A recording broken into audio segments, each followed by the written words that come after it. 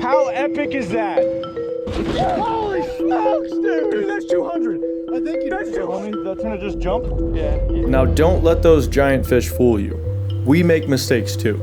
Every now and then, we pull some truly bonehead moves. The kind that cost us big time and sometimes even gets a little dangerous. But we pride ourselves in learning from those moments, and over the years, we've cut way back on the chaos. But on this particular day, the idiocracy crept back in and showed its ugly face. In the past, we might have just scrapped the footage altogether and moved on, but not anymore. We're showing you guys everything. The good, the bad, and the downright dumb. So we can all learn together. Yeah, baby! Woo! Let's go! Alright, I know the intro might have seemed a little bit dramatic, but I promise you, Blaine and I made a bonehead, very costly mistake today, and we're going to get to it. But first, let me explain to you lesson number 1 of this trip. Now, most of the time in conditions like this, the current in the Gulf is almost zero. If it is moving, it's always less than 1 knot, especially when it's this flat outside. But on our first stop of the day in 750 foot of water, we tried some jigging for grouper and realized the current was absolutely ripping. Now, most of the time, if you find bad current like this on a day like today, you just move 10, 15, 20 miles to another area and the current will lessen or be a little bit better. But on this day, everywhere we went, whether it's 700 foot for deep water grouper or 2,000 feet dropping for swordfish, the current was moving 2 knots plus. Now yes, my East Coast fishermen who are watching right now are basically complaining about something else. 2 knots of current is just another day for them, if not one of the best days they'll see all year. We just didn't have the gear prepared to fish in current like this. 5 pounds of lead in 1,800 to 2,000 feet just wouldn't stay vertical. The faster we drift, the further out our weight and sword bait scopes out, pulling it way out of the strike zone, way off the bottom, and it was just really tough to fish. There are ways to fish like this. There are ways to fish like this with 5 pounds of lead, but Blaine and myself are still relatively new to the sword fishing game and just couldn't make it happen. So our first sword fishing spot and our first grouper spot was a strikeout. It was about 10:30 in the morning and we were running to a new sword fishing spot when we passed one of the fads out of Pensacola, Florida. Now, for those of you wondering what a fad is, it's basically a fish aggregate device, or some people call them fish attracting devices. They set 8 of these a couple years back out of Pensacola, Destin, Florida, anywhere from 60 to 85 miles offshore. Since it was on our way to the next sword fishing spot, we decided why not stop by and just see if there's any life around. When we pulled up, we saw small bonita and small blackfin blowing up. We pulled up close to the fad on the up current side, which you should always do, and we saw some nice life down in 50 to 100 feet of water. We did mark some nice yellowfin tuna and saw some football tuna around 40, 50 pounds jumping out of the water, so we decided to stay for just a second and put back a marlin bait. Now this is where we get into the bonehead mistake that not only cost us this video, but potentially could have cost us thousands of dollars. There's a few layers to this mistake and how we got to the end result of costing us this video. Allow me to explain. So anytime we make a trip, there is always tons of prep days before we leave. There's gear prep, camera prep, and then there's all the weather checks and water quality checks that we do. We check altimetry, we check chlorophyll, which is water quality on the surface, and then we're looking for storms, winds, conditions, and then we formulate a fishing game plan around the weather conditions that we're given.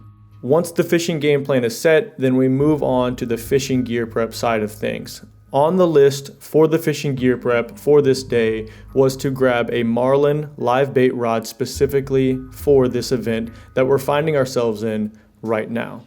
Unfortunately, we didn't go through our list like we normally did, rushed it a little bit, and forgot to bring the marlin rod on the boat. Now, at the time, offshore, we thought no big deal. What we'll do is we'll take one of the sword fishing rods, we'll cut off the sword fishing leader, and we're just going to crimp on 130 pound fluorocarbon leader, throw a circle hook on there, throw a live bait back, and let's just see what happens. Now, normally that wouldn't be a big deal, but I'm getting down to the nitty gritty a little bit, to the exact mistake that we made. So Blaine gets to the back and asks me about the 130 pound fluorocarbon leader. He said, do you think we should roll 130 or 150 fluoro leader for this live bait setup for marlin? I said 130 because I thought, you know what, it's 20 pounds lighter. Maybe it'll be the difference maker between us getting a bite and not getting a bite. Blaine walks back, starts setting up the leader. We have a swivel at the end of our sword leader where he's going to crimp the 130 pound fluorocarbon leader, do a 12-foot section, and then crimp it at the hook. He gets in the crimp box and finds that we only have crimps for a 150-pound fluorocarbon leader. He asked me, and we all decided that it would be fine to stick with a 130-pound leader as long as we crimp the crimps smashed enough and we do a little bit of a pull test. So, mistake number 1. Mistake number 2, he crimps up the swivel. We do a good pull test on the leader itself. Everything seems to hold. We put a lot of pressure to it. He crimps the hook on, we throw the bait back. What did we not do? We didn't do a pull test on the 130-pound crimp on the hook side. So fast forward a little bit, we catch a perfectly sized peanut blackfin tuna, put him on the bridle, throw him out the back. About 20 minutes later, bump trolling him around with a 2-pound lead, we get absolutely piped. Blaine does everything right, free spools the fish, let him eat for a second, bump the drag up, come tight. The fish starts swimming at us. I put the boat in gear, start moving forward to come tight to the fish. We come tight, he starts absolutely exploding offline, and then bop. We thought he chafed off, pulled the hook, who knows what. We have actually never pulled a crimp offshore before, but when we bring it in, you can see this 90-degree bend that the mono has, and everyone kind of has to swallow their ego a little bit because we did exactly what we thought we'd never do. We pulled the crimp because we were being absolute morons. There's absolutely no workaround for this. If you pull a crimp because you didn't put the correct crimp on the correct size fluorocarbon leader, that's cut and dry, black and white, something we never should have done. We were caught up in the moment a little bit. We were rushing. We were trying to make a quick stop at the fad and keep on moving to sword fishing, and we didn't pay attention to the details. Now, you might be able to say it tracks all the way back to the gear prep day. If we'd have brought the marlin fishing setup, it would have already been set up at home. We would have made the right decision to put the right crimp on the right fluorocarbon leader at the house, and none of this would have happened. Maybe we wouldn't have gotten the bite, but we forgot the rod, which isn't the end-all be-all mistake, because when we were out offshore, all we had to do was say we only had 150-pound crimps. Let's use a 150-pound leader because that makes sense. Then we come tight to this fish, we most likely catch it, and then we're gonna get into the monetary value and the hard part of this video a little bit for us. So I know it may have seemed a little bit dramatic when I said this mistake could have cost us thousands of dollars, but I'm definitely not. In the past, where we've landed absolute giant fish, not only do these videos make us money on YouTube, but most of our revenue actually comes from Facebook. Either short form or long form videos on Facebook can pay really well, and some of our biggest videos have paid over $5,000. Now, to compare apples to apples, in the fall we caught a blue marlin, foul hooked it on 60-pound fluorocarbon leader, got some absolutely epic shots of it airing out, and this video alone, posted in multiple different forms on multiple different occasions, made us well over $6,000. Now, I don't obviously know for sure what we hooked and lost on this day was a blue marlin. If it was a blue marlin and we captured the footage correctly and posted it multiple times over the next 6 to 12 months, who knows what it could have made us. But I do know this. We lost the fish due to us being morons, and we have absolutely nothing to show for it, and most likely we'll make $6.13 on this entire trip.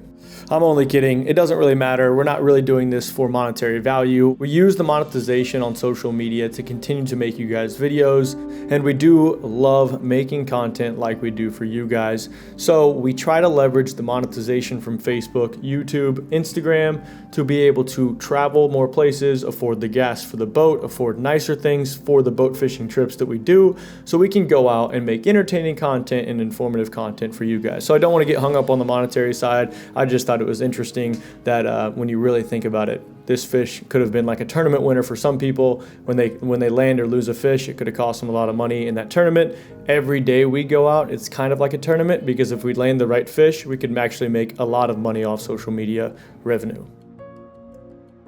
Now, after this bonehead mistake, we did move on to our second sword fishing spot. The current was still really bad over there, and we had the same problem staying vertical over our baits. What we should have done was either gone up and wait, or just fished a tip rod, or maybe even done both. We still have some learning to do sword fishing wise. We can definitely sword fish in calm, perfect conditions, but kind of anyone can do it when it's really perfect. We need to learn how to sword fish when conditions maybe aren't ideal, so we can still pull off fish in any conditions. Nevertheless, Chris's kids were on board this day, and they had been troopers all day. From second number 1, they were getting seasick. They sword fished with us all day. They watched us try to live bait fish for blue marlin. Then they went back to sword fishing with us, and they spent 6 hours just basically being sick, bored, and tired. So we decided to spend the last few hours of the day going in shallow, getting our red snapper, trying for some grouper, and just letting the kids have fun. Enjoy the rest of the video, and I'll see you guys next week. Walk back a little bit. Good job, brother. Nice, bro. Sick. Yeah, he ate it on the way down. Oh, yeah. Yeah, something small. Vermilion. There we go. Sumi 330, very nice. Oh, nice, bro. Good. Chase the whole. Oh yeah. Oh yeah. A little better, yeah. Tad bit. Brother, you're gonna be close. Another beeliner on the 330 semi. This seems like just the job for my toy tool pliers, brother.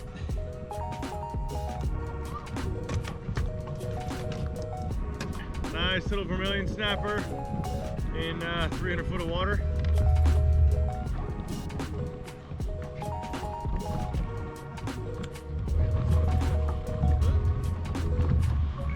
Maybe.